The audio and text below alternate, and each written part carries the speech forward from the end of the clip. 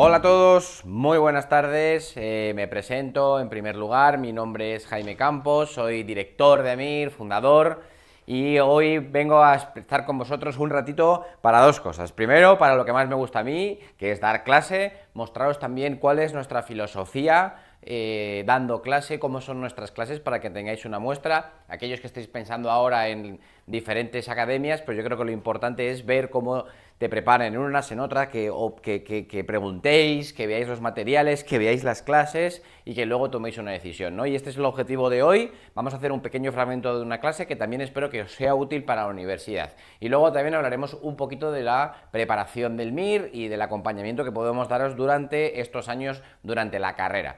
Yo creo que hay una máxima, y a mí me gusta mucho empezar siempre diciendo esto, que tenemos que intentar evitar lo que hacemos en la universidad. En la universidad, ¿cómo estudiamos? Y esto es lo que le digo yo a mis estudiantes de medicina en carrera, en cuarto, que es cuando doy oftalmo. Lo que les digo a mis estudiantes de medicina es que siempre es más fácil estudiar las cosas cuando las has entendido. Y eso es lo que voy a intentar hacer con vosotros durante este rato. Que entendáis las enfermedades de la retina, las más importantes, ¿vale? Para que luego cuando las estudiéis y profundicéis en ellas, veréis que si habéis entendido la enfermedad es mucho más fácil estudiárselo. ¿Cómo lo hacemos habitualmente en la universidad? Estudiar todo de memoria, ¿verdad? Que es lo que hacéis estudiantes de medicina, interiorizáis ahí en vuestras neuronas oftalmología, ¿vale? La memorizáis sin enteraros de nada, llegáis a un examen y vomitas conocimiento. Vamos a intentar evitar eso y eso es lo que voy a hacer, ¿vale? Bien, en el caso de mi especialidad, lo primero que quiero es explicaros conceptualmente la anatomía del ojo, ¿vale? La anatomía del ojo es muy complicada, pero si uno la reduce a la parte más sencilla, luego es muy fácil, como veréis, es muy fácil entender. Quiero que os ubiquéis solamente en el ojo, no pretendo que os sepáis lo que pasa por la hendidura mayor del esfenoides, la hendidura menor, no, quiero que os ubiquéis. Y el ojo es un órgano tremendamente sencillo, ¿vale? Veréis, el ojo está formado por tres capas, sencillo, ¿vale? Que dan lugar a tres cavidades. ¿Por qué esto es importante? Porque cuando luego os estudiéis las enfermedades oculares y habléis de delante, detrás, arriba, dentro, abajo, externo, interno, tenéis que estar ubicados. Y el ojo en realidad es muy sencillo. Mirad, vamos a explicar primero la capa más externa. La capa más externa tiene una forma circular, que es la que precisamente le da esta forma circular al ojo, ¿no? Y esta parte más externa se llama esclera. Esta capa más externa se llama esclera, ¿vale? Para que os ubiquéis, lo blanco, ¿vale? Eso es la esclera. Claro, si todo fuese blanco no veríamos nada. Por eso la parte de delante de la esclera se especializa en un tejido de color transparente que se llama córnea. Por eso a esta capa también la llamamos esclerocórnea. Es la misma capa en realidad. Por dentro de la capa está la capa intermedia del ojo, que se llama uvea, ¿vale?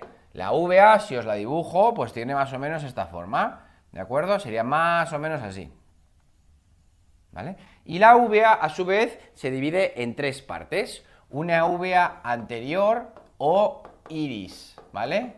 Una uvea intermedia o cuerpo ciliar y una uvea posterior o coroides. Ah, claro, ahora yo entiendo por qué cuando luego os estudiéis las uveitis, que las veréis, ¿de acuerdo? Las uveitis se diferencian en uveitis anteriores, uveitis intermedias y uveitis posteriores o coroiditis, precisamente por eso, ¿de acuerdo? Las tres capas de la uvea. Y por dentro está la famosa retina, ¿de acuerdo? O capa más interna del ojo, ¿de acuerdo? Por lo tanto, desde fuera hacia adentro sería esclera, uvea y retina.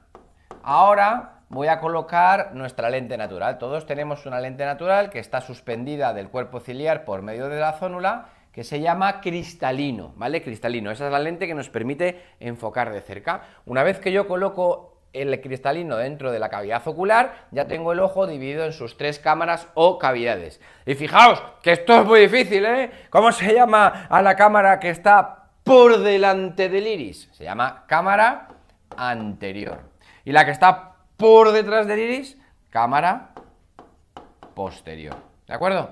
Por detrás del cristalino hay un gel que tiene una consistencia gelatinosa, ¿de acuerdo? Si habéis tocado alguna vez un ojo de algún animal, pues es como gelatina, ¿vale? Y este gel se denomina vítreo, ¿vale? Vítreo, por eso a esta cavidad la llamamos cavidad vítrea, ¿de acuerdo? ¿Sí? ¿Estáis ubicados? cámara anterior por delante del iris, cámara posterior por detrás del iris, cavidad vítrea por detrás del cristalino, ¿vale? Insisto, esto es una anatomía muy básica, pero ahora os sirve para ubicaros dentro del ojo. Y cuando luego, por ejemplo, en la patología del glaucoma os estudiéis el ángulo, un ángulo que forman, fijaos qué difícil es esto, el iris y la córnea, y por eso lo llamamos ángulo irido corneal, ¿vale? Esto os va a servir para que ahora vayáis entendiendo las diferentes enfermedades que os voy a explicar.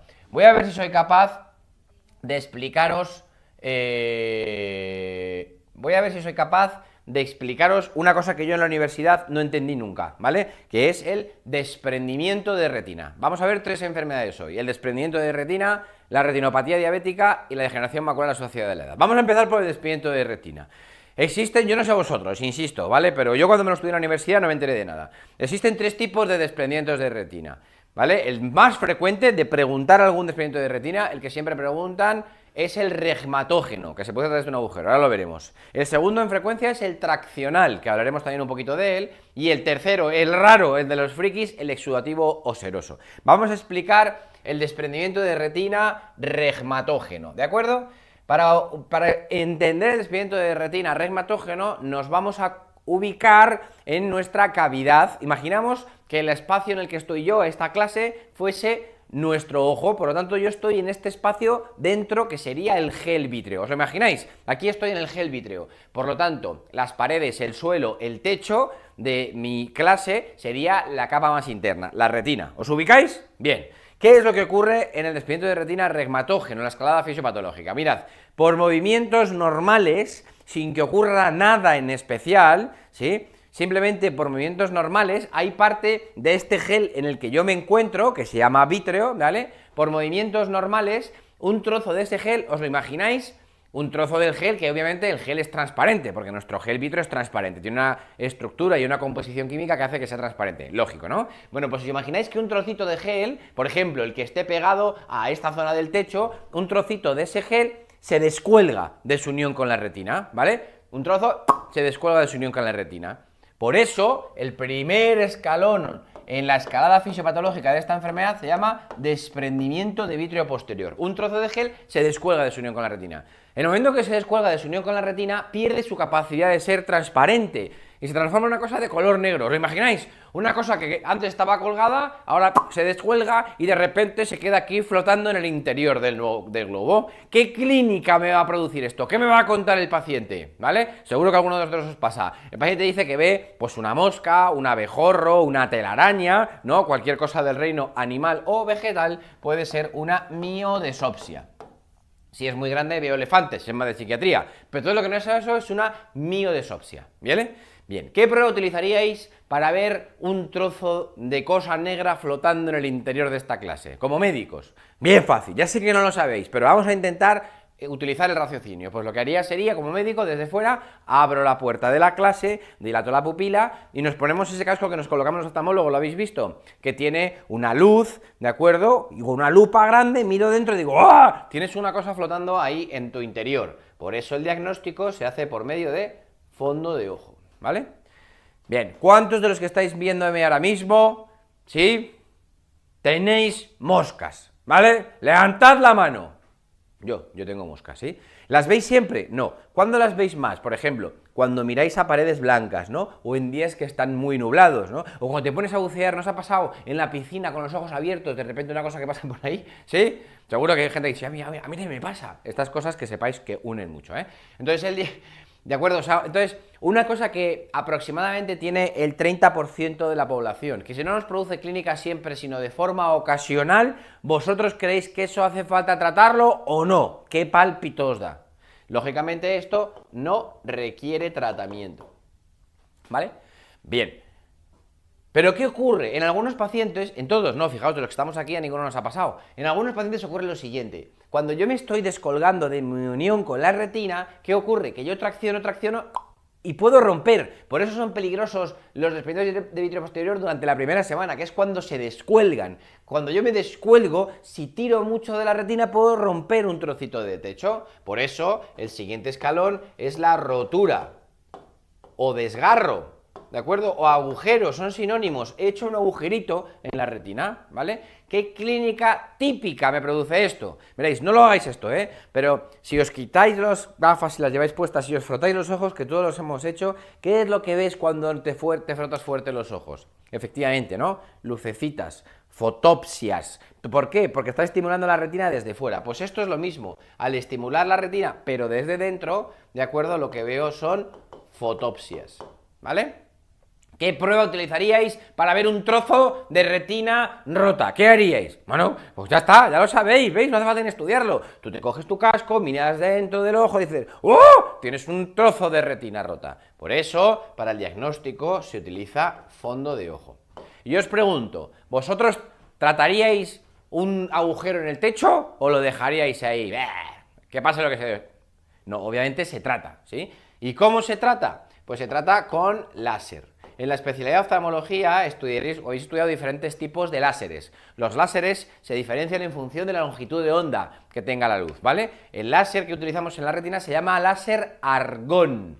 El láser argón tiene una longitud de onda que lo que provoca es quemaduras en la retina, ¿vale? Es fácil de entender. Lo que hago es que si yo tengo un agujero en la retina, lo que voy a hacer es dar impactos de láser alrededor del desgarro. ¿Para qué? Para quemar la retina, quemar los bordes del desgarro y quemar y sellar la retina a la capa que estaba por encima, la coroides. Por eso el tratamiento se hace con láser argón. Pero imaginaos que el paciente no viene a la consulta o que tú no le haces un fondo de ojo porque no le conoces nada al señor y dejas un trozo de retina rota. ¿Qué ocurriría? Pues que empezaría a colarse líquido, ¿verdad? ¿Lo visualizáis? Empieza a colarse líquido, toneladas de líquido a través de ese agujero, ¿no? Entonces, ¿qué es lo que ocurre? Visualizaros, ¿no? Estáis vosotros en vuestra casa o en una clase, ¿qué es lo que ocurre si hay toneladas de líquido por encima del techo?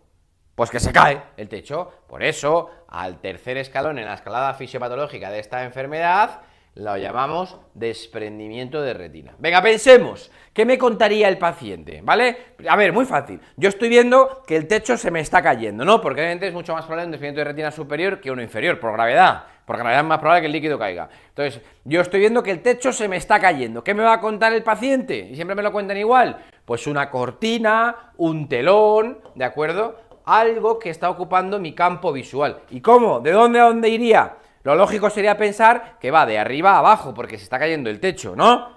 ¿Sí o no? Pues no, muy mal, no señores. En la cortina va de abajo a arriba. ¿Por qué? Acordaos, la imagen viaja invertida desde la retina, ¿vale? Por lo tanto, aunque el desprendimiento de retina sea superior, el paciente va a decir, doctor, desde abajo está algo, una cortina, un telón, está ocupando mi campo visual, hasta que llega al área macular y pierde por completo la visión, ¿vale? Bien, si fijaos, simplemente por la clínica podría saber, aquí operé hace unos años a un familiar de Amir, de una administrativa, que le había operado de un desprendimiento de retina de un ojo y del ojo izquierdo. Y los años después me llamó para decirme, Jaime, me está pasando lo mismo en el otro ojo, en el derecho. Hay una parte del campo visual que no veo. Y le dije, ¿qué es lo que no ves? Por teléfono, ¿eh? Y me dice, mira, no me veo la punta de la nariz. Simplemente yo ya con esa información, sin ver al paciente, yo ya sabía dónde tenía el desprendimiento. Lógicamente, si estaba lo que no veía la nariz, el desprendimiento era temporal superior, ¿vale? Bien, diagnóstico. ¿Qué haríamos para ver una retina, el techo que se está cayendo? De nuevo, muy bien, me coloco el casco, miro dentro de la clase, diagnóstico por medio de fondo de ojo. ¿Y esto lo tratáis o lo dejáis ahí? No, se trata. Y el tratamiento es quirúrgico, ¿de acuerdo? Existen diferentes tipos de técnicas quirúrgicas y esto es un mundo. Aquí tendría que estar horas hablando con vosotros acerca del tratamiento quirúrgico del desprendimiento de retina. Pero a grandes rasgos, para que entendáis las cirugías, hay dos maneras de abordar este problema. Uno es, desde fuera, acerco las capas externas hacia la retina desprendida. Eso lo hago con una especie como de cinturón de silicona que se llama cerclaje o cirugía extraocular. La otra es, me meto dentro del ojo y hago una vitrectomía, quito todo el vítreo y coloco un gas al final, ¿de acuerdo? Para pegar la retina hacia afuera, cirugía intraocular o cirugía extraocular, ¿vale?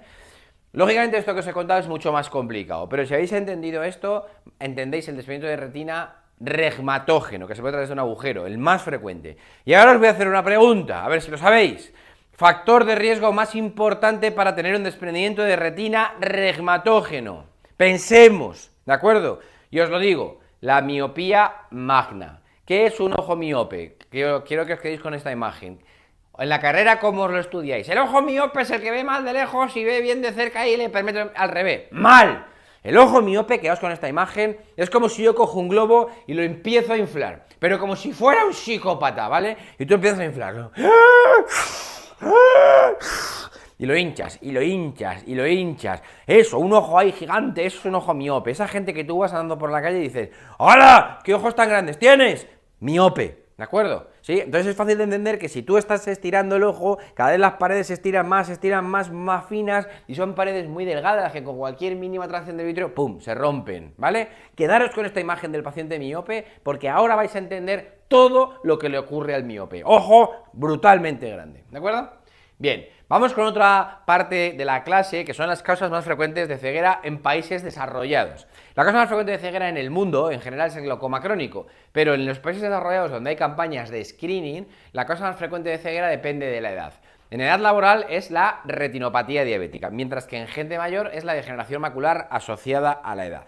Vamos a empezar con la retinopatía diabética. Para entender esto, voy a dibujaros un fondo de ojo. Yo no sé si os acordáis de lo que es un fondo de ojo, cómo es una fotografía de un fondo de ojo. Hay una especie de huevo frito del que salen los vasos y esto se llama papila. Esto es el principio del nervio óptico. En el centro de la retina está la mácula, ¿de acuerdo? Y justo en el centro de la mácula la fóvea o punto de máxima visión.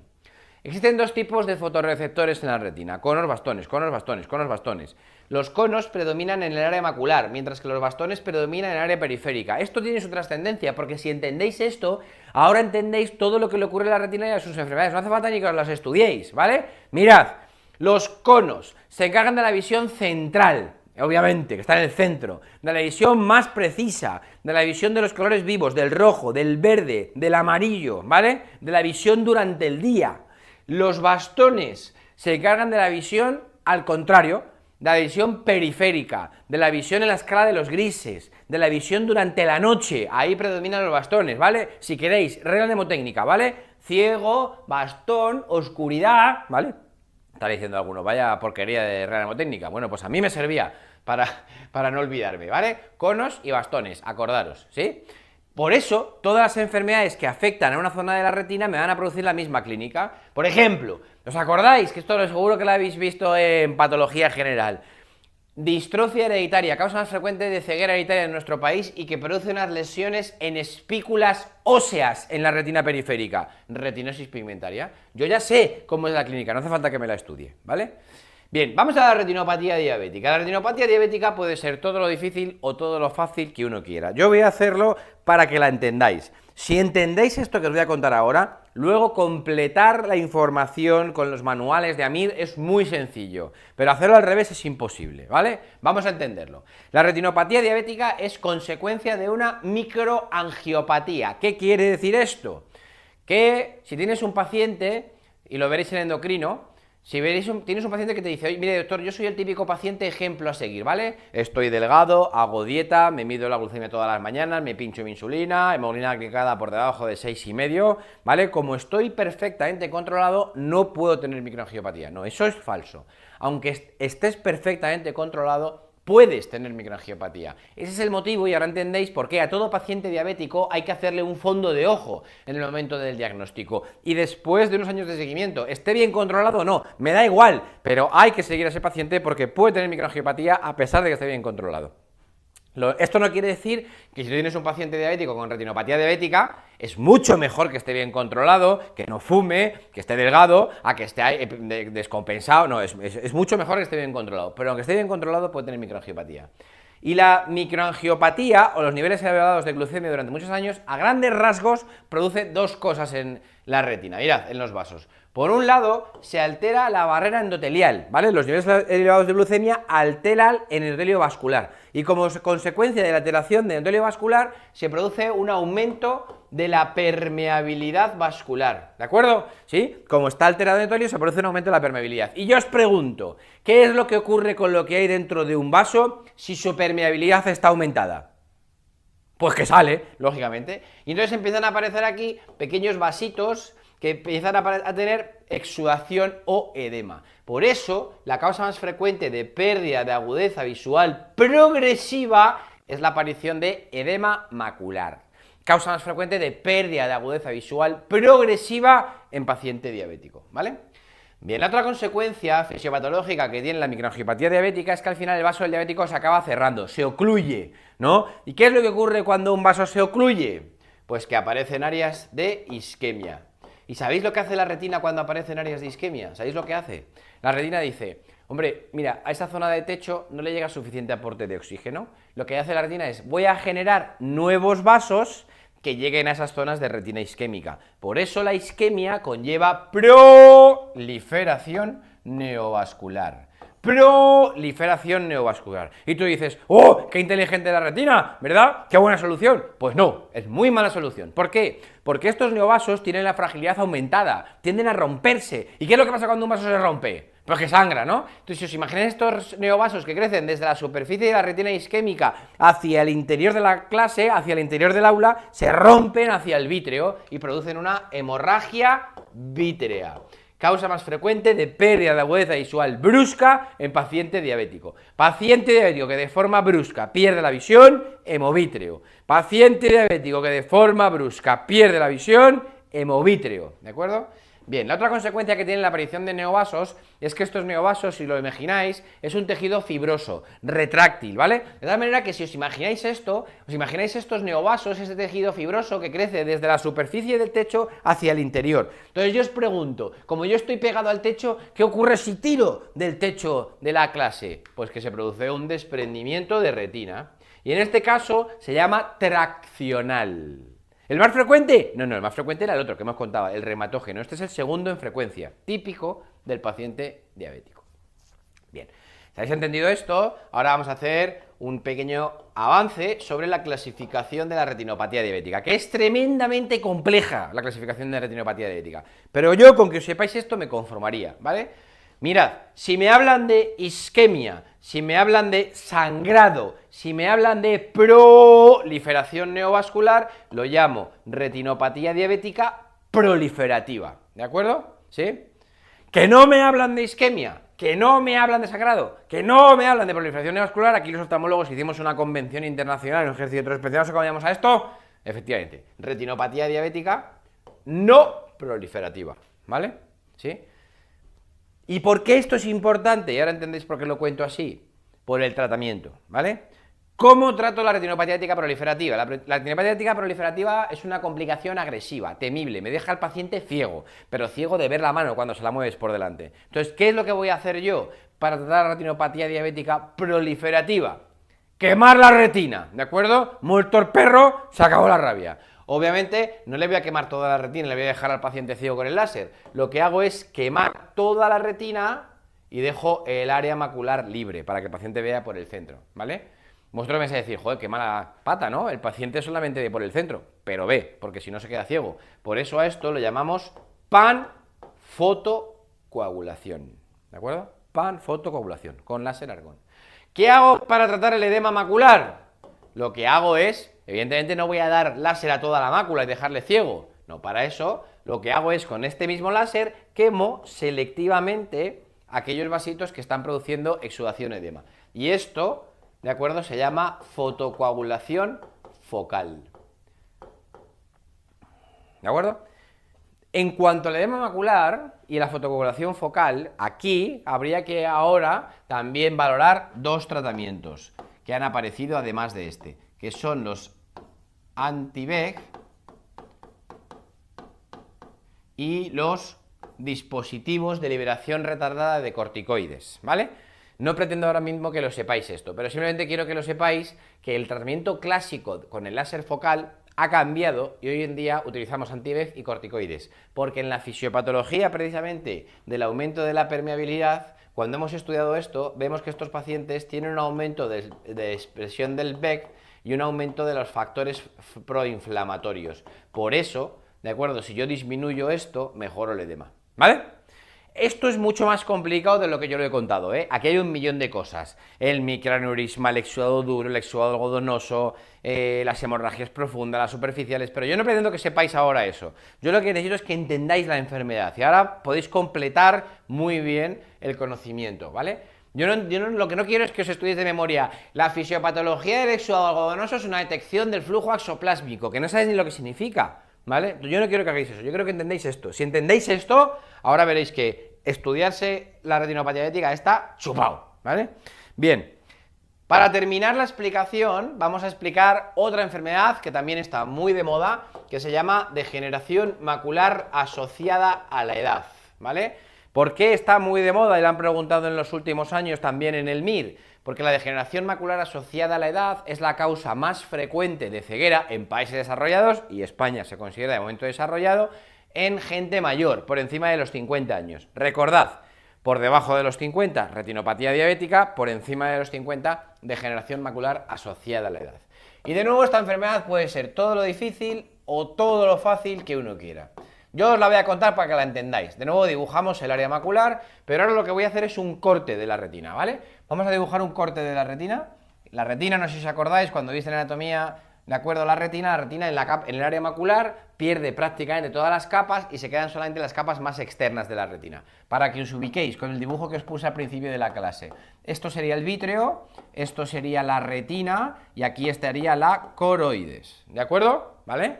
Si ahora os pinto aquí los fotorreceptores que predominaban en el área macular, dijimos que eran los conos, ¿vale? Y por fuera de los conos está la capa más externa de la retina, que se llama epitelio pigmentario de la retina, ¿de acuerdo? ¿Sí? Por fuera de la retina hay una membrana que se llama membrana de Bruch. La membrana de Bruch separa la retina de la coroides, y de ahí la independencia entre la circulación retiniana y la coroidea, ¿vale? Es como la barrera hematorretiniana, ¿vale?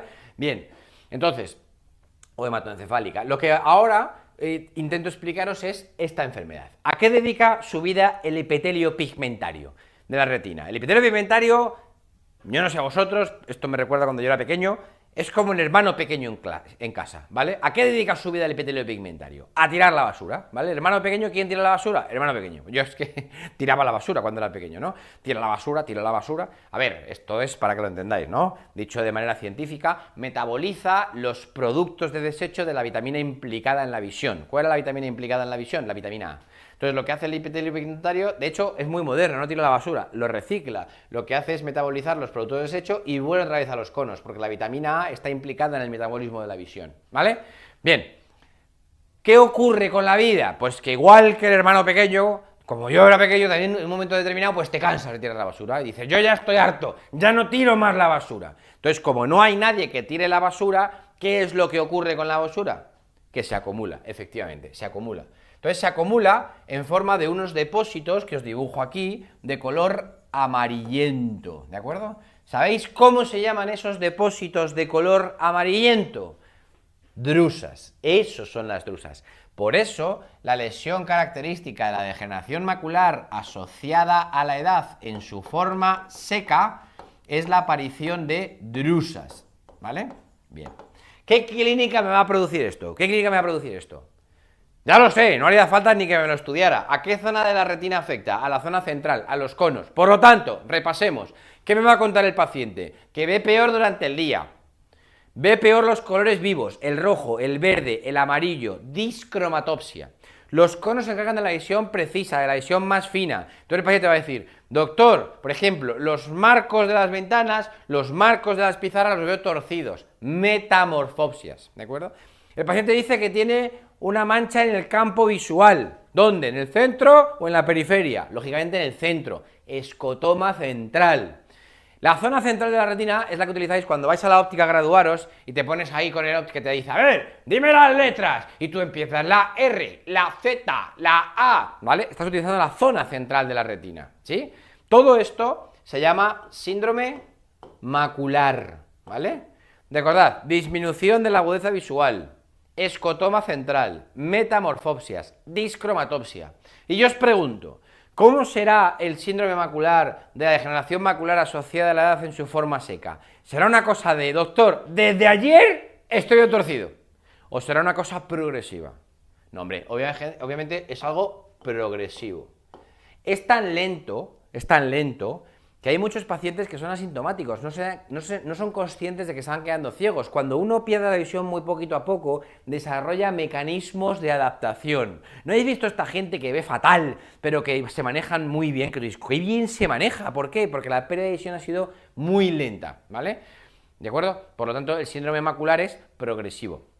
Mirad, yo pasé una consulta de degeneración macular asociada a la edad y otro día me decía un paciente que tenía unas drusas bestiales en los dos ojos, veía 0,1 por un ojo y 0,05 por el otro. ¿Sabéis cómo se mide la visión? La unidad, y a medida que vas viendo menos, 0,9, 0,8, 0,7, 0,6, ¿vale? Pues este veía 0,1 por un ojo y 0,05 por el otro. Y me dice, doctor, ¿le puedo hacer una pregunta? Digo, sí, hombre, dime, ¿cuál es la pregunta? ¿Qué duda tienes? Me dice, ¿puedo seguir conduciendo? Y yo, ¿qué?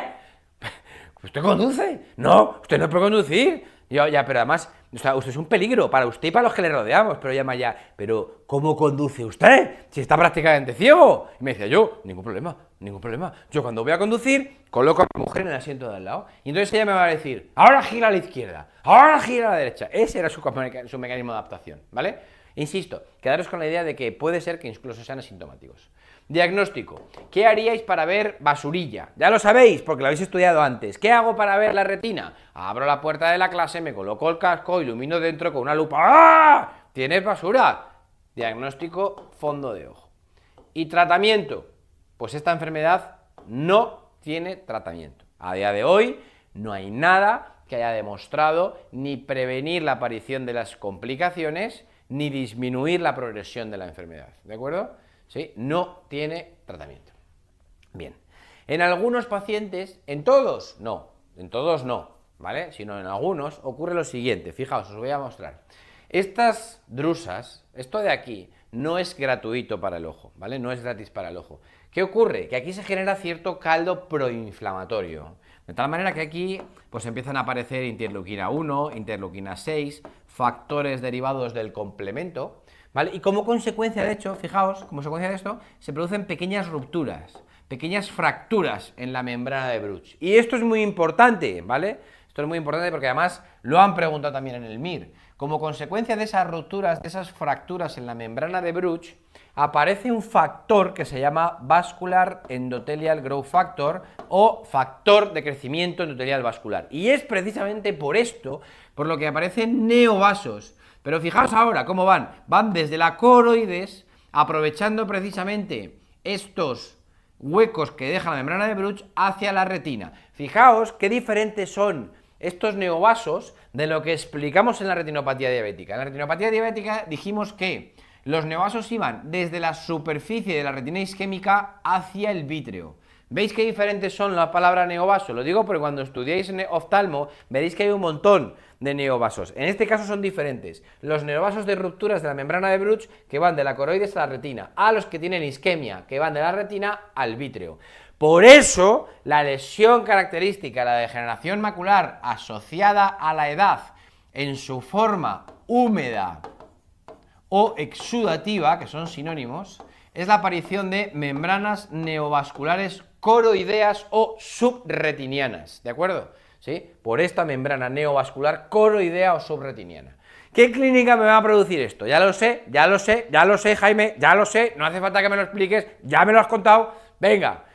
¿A qué zona de la retina afecta? A la mácula, síndrome macular. Todas las enfermedades que afectan a la mácula me van a producir la misma clínica. Pero yo os pregunto, esto de la inflamación, esto de las rupturas de la membrana de Bruch, esos neovasos también sangran, ¿será una cosa de años de evolución o será algo más brusco? Lógicamente es algo más brusco. De hecho, el paciente siempre te lo cuenta igual. El paciente dice, doctor, yo tenía mi mancha en el campo visual. ¡Buh! ¡Hace muchísimos años! ¿Vale? Yo veía las cosas torcidas. ¡Hace muchísimos años! No sé ni cuándo me empezó esto, ¿vale? Pero desde hace 2 semanas, 2 días, aquí no hay un límite horario, esto no es como cardio, ¿vale? ¿De acuerdo? Desde hace unos días, lo que yo veía torcido, ahora lo veo mucho más torcido. La mancha que tiene el campo visual, ahora la veo mucho más grande. Yo ya sé lo que le ha pasado a este paciente, simplemente por la clínica, ya lo sé. ¿Qué es lo que le ha pasado? Que su forma seca se ha transformado en húmeda o exudativa. ¿Esto ocurre siempre, siempre, siempre, siempre, siempre, siempre, siempre? No, por fortuna solamente ocurre en un 10% de los casos. ¿Vale? ¿Por qué digo por fortuna? Porque vosotros, ¿qué preferís tener en vuestro fondo de ojo? ¿Basurilla ahí de la vitamina A, que casi no produce síntomas? ¿O inflamación, exudación, rupturas de la membrana de Bruch, membranas vasculares? No, hombre, yo prefiero tener basurilla, tiene muchísimo mejor pronóstico, ¿de acuerdo? Bien, diagnóstico. ¿Qué prueba utilizaríais para ver patología vascular? Ya no digo en el ojo, en el ser humano en general. En el ser humano, ¿qué hacemos? Angiografías. ¿Podemos hacer angiografías en el ojo? Sí, con una sustancia que es de color naranja, que se llama fluoresceína. Entonces lo que hago yo es inyectar la fluoresceína por la vena y ver cómo circulan por los vasos normales. Y en estos pacientes con degeneración macular exudativa digo, ahí hay un vaso, eso no es normal. Por eso, para el diagnóstico de esta enfermedad, utilizamos la AFG o angiografía con fluoresceína, ¿vale? De hace unos años ha aparecido una prueba que ya está ampliamente extendida, que se llama OCT, o tomografía de coherencia óptica. Para los que no entendáis la OCT, es muy sencillo. La OCT es como un ecógrafo, ¿vale? ¿Qué hace un ecógrafo? Emite ultrasonido y capta lo que llega a los tejidos e interpreta una imagen. Te dice, esto es un sólido, esto es un quiste, esto es un ovario, no sé qué, vale. ¿Qué hace la OCT? Lo mismo. Sientas al paciente en la lámpara de hendidura y en vez de emitir un ultrasonido, emite una onda de luz y capta lo que llega de los tejidos. Y te interpreta una imagen como esta, con una sensibilidad similar a anatomía patológica, ¿vale? Tú eres capaz de ver el epitelio pigmentario, la membrana de Bruch, todo, ¿vale? En 5 segundos, sientas al paciente en la hendidura, biopsia retiniana del paciente, ¿vale? Sin tocar al enfermo. ¿A qué mola esto, Mola. Por eso, hoy en día, es fácilmente entendible que la OCT está sustituyendo a la angiografía en el diagnóstico de esta enfermedad. De hecho, hay otros muchos especialistas que ya han empezado a utilizar la OCT. Por ejemplo, los dermatólogos, ¿no? Hacen OCTs de la epidermis. Los cardiólogos hacen OCTs intracoronarias para ver cómo es la placa de ateroma, ¿vale? Muy bien. ¿Y esta enfermedad tiene tratamiento? Sí. Tiene tratamiento con un grupo de fármacos, puesto que aquí hay VEG, que se llaman anti-VEG, ¿vale? Bien. A lo mejor os suena algún antiangiogénico de alguna especialidad, ¿vale? Por ejemplo, en el tratamiento de las metástasis del cáncer de colon. ¿Qué hacen los oncólogos para tratar una metástasis? ¿Vale? Una metástasis básicamente lo que hace para crecer es producir VEG. Entonces los oncólogos utilizan un fármaco que se llama bevacizumab. Lo de AP al final es de antibody, anticuerpo. Utilizan bevacizumab, un anticuerpo contra el factor de crecimiento endotelial para disminuir el tamaño de la metástasis al producir menos VEG. Pues hubo un oftalmólogo, fijaos cómo es la medicina, que tenía pacientes en tratamiento con bevacizumab por metástasis de cáncer de colon, tratamiento sistémico, pero además tenían degeneración macular exudativa. Y observó que cuando les ponían bevacizumab sistémico mejoraba la visión. Y dijo, ¡hala! ¿Y por qué no lo pinchamos en el ojo? Y a partir del bevacizumab se desarrolló el ranibizumab, que es un trocito del bevacizumab, ¿de acuerdo? Otro fármaco también que tiene indicación para uso intraocular, otro antiangiogénico, es el aflibercept. El aflibercept es otro antiangiogénico de Bayer que se utilizaba para el tratamiento de las metástasis del cáncer de mama, porque es lo mismo. ¿Cuál es la importancia de este grupo de fármacos? Que hasta la aparición de los antiangiogénicos, todos los pacientes, con los tratamientos que teníamos, la cirugía, la terapia fotodinámica, el láser, todo lo que había, no valía para nada. La mayoría de los casos los pacientes se nos quedaban ciegos, ¿vale? Durante mi residencia, cuando yo veía pacientes con degeneración macular exudativa, lo único que podía decirles es, lo siento, por ese ojo no va a volver a ver. Con los antiangiogénicos, no solamente es que frene la evolución de la enfermedad, sino que mejora la visión con la que el paciente llega a la consulta. Por eso los antiangiogénicos son tan importantes. Por eso ha cambiado radicalmente el abordaje de esta enfermedad. Y por eso, precisamente, también lo ha preguntado en el MIR. Bueno, con esta breve explicación de la degeneración macular asociada a la edad, con la explicación de la retinopatía diabética y el desprendimiento de retina, lo que pretendo es que entendáis cómo es la metodología de enseñanza en AMIR. Las clases en AMIR no tienen nada que ver con lo que estáis acostumbrados en la universidad. En la universidad son clases magistrales donde un profesor llega, lee unas diapositivas y habla una hora sobre un tema característico. Nosotros no. Nosotros lo que hacemos es utilizar una metodología de enseñanza específica ¿de acuerdo? Donde vamos a tratar de que entendáis las enfermedades, insisto, porque si uno luego entiende las enfermedades es mucho más sencillo estudiárselo. El reto de la preparación del MIR es que no es una única materia, es que es toda la medicina, por lo tanto tenéis que ser capaces de entender y de tener toda la medicina en vuestro cerebro y además de una manera interrelacionada. Por eso hay que cambiar determinados hábitos. Y todo esto empieza por tener un tipo de clase diferente a lo que estáis acostumbrados a hacer en la universidad. Y por eso también, a todos los que estáis pensando en matricularos en alguna academia, os invito a que lo hagáis en la MIR, porque todo este material que os acabo de mostrar en pequeña pincelada, también lo vais a tener a vuestra disposición durante la universidad. Estoy convencido, y lo he visto con mis alumnos, que si somos capaces de transmitiros esto durante la carrera, cuando luego después tengáis que hacer exámenes o estudiaros vuestras materias correspondientes, es mucho más sencillo hacerlo así, de esta manera, que hacerlo al revés, ¿vale? Así que esto es lo que pretendía explicaros acerca de la metodología académica de AMIR, ¿vale? No sé si hay alguna pregunta, alguna duda. Jesús, ¿hay alguna duda por ahí que me quieras transmitir? Si no, vale.